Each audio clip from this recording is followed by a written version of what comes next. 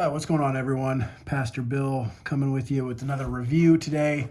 And today we are looking at the Baptist Confession of Faith, the Second London Baptist Confession of Faith, also known as the 1689.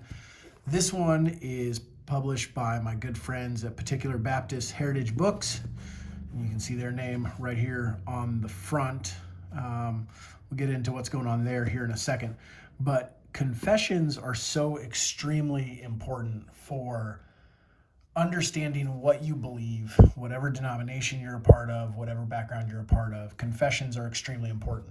So that is why, whether you're Presbyterian or you're Baptist or whatever your background is, having a good confession is super important.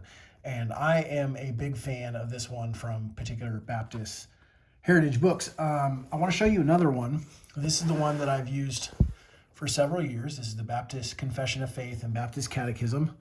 And this is published by, Solid Ground Christian Books in Alabama. So this is the one I've been using for several years, and this is a really nice version. It's a leather kind of feel. I'm not sure that it's actual leather, but it's a leather feel over board. So it's hardback. It feels hardback. Paste down liner. This one is the one I've been using for several years. You can see the way it works there. There's the part of the confession, and then there's the verses that go along with it. So this is a pretty thin confession. They've got the catechism in the back, so questions and answers, and then the verses that support that. So that's the one I've been using for several years, and this is a good option. But when I heard about this new company coming out with a confession, I had to pick one of these up and try it. And I'm a big fan of this one. So this is the 1689 with proof text in the King James. They also make it with proof text in the New King James. So it is a cloth feel overboard. So also hardback here, paste down liner, same kind of thing. So I'm just going to give kind of an honest review here. This, I actually, right before I turned the camera on, I found out that this initial page has fallen out, which is kind of disappointing because this book is only a couple of weeks old. That's honestly pretty disappointing. So I'm going to have to reach out to him about that, because actually I found the back is getting ready to do the same thing. Now this is just kind of a blank page, but you can see here it's starting to do the same thing. So that's very, very unfortunate there. I don't know if that's a binding issue with just this one or that's an issue with all of them, but that's pretty unfortunate. Next, you have the table of contents here, and it just walks you through the different chapters of the 1689. If you're not familiar with the 1689, I'm not going to go in too deep to what the 1689 is here.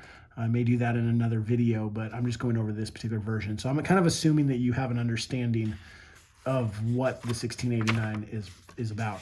So a couple of appendix, we'll go over those here in a minute. You get a historical introduction about the confession.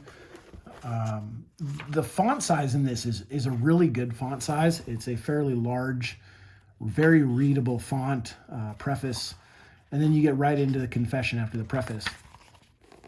So this is kind of cool. Just kind of a needed, not really needed, but it's kind of a cool addition there. Confession of faith put forth by the elders and brethren of many congregations.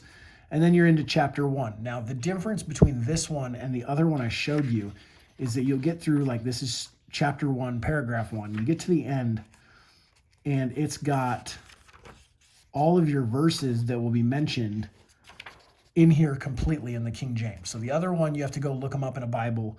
Not so with this one. With this one, you can go and the verses are right there. You can also still look them up if you use a different translation of the Bible. You can still look them up, but it gives you the verses right here in a line with the confession.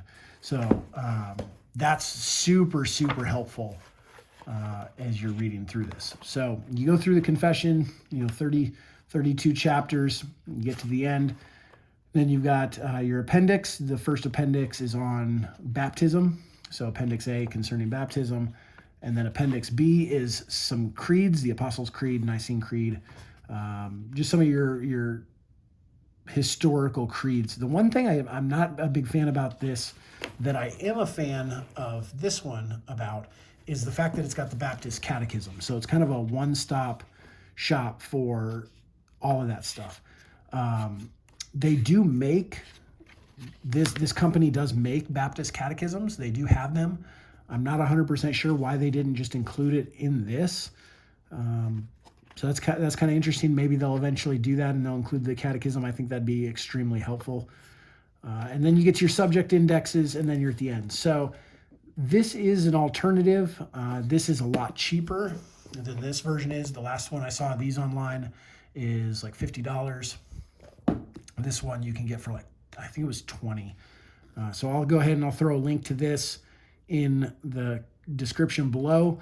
But if you are looking for a good 1689 version of the Confession, this is one I would definitely recommend. I would recommend that everyone, whatever your historical confession that you hold to is, that you have a good copy of that you can read and you can study, and this would be a good option for that. So thanks for tuning in.